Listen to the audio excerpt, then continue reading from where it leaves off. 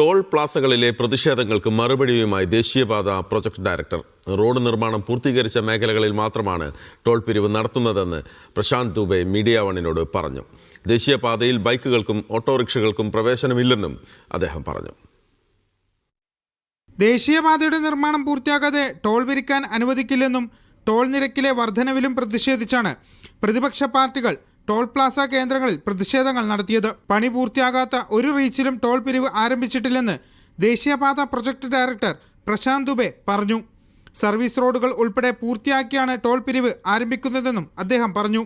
We have calculated the toll fees which is presently inclusive of only the completed parts and none of the incomplete part has been included in the toll fares. Toll പ്ലാസകളിൽ FASTag നിർബന്ധമാണെന്നും FASTag ഇല്ലാത്തവർക്ക് പിഴ ഒടുക്കേണ്ടി വരുമെന്നും അദ്ദേഹം പറഞ്ഞു. Because if FASTag is not valid, sometimes you may be having FASTag but it is not linked or it has expired for any reason.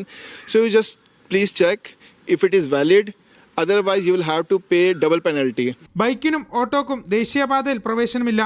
ജനങ്ങൾക്ക് ഇത് സംബന്ധിച്ച് ബോധവൽക്കരണം നടത്തുമെന്നും അദ്ദേഹം പറഞ്ഞു. Scooties are traveling in the fastest lane. The rightmost lane is for the fast moving vehicle, for the overtaking lane. We have clearly indicated at many locations this is the overtaking lane. But see, people have to be aware, and we will also try to do some campaigns for making people more aware. ദേശീയപാതയിലൂടെ പോകുമ്പോൾ പാലിക്കേണ്ട നിയമങ്ങൾ കൃത്യമായി പാലിക്കണമെന്നും പ്രശാന്ത് ദുബെ കൂട്ടിച്ചേർത്തു. Faisal Aziz, Media One, Kozhikode.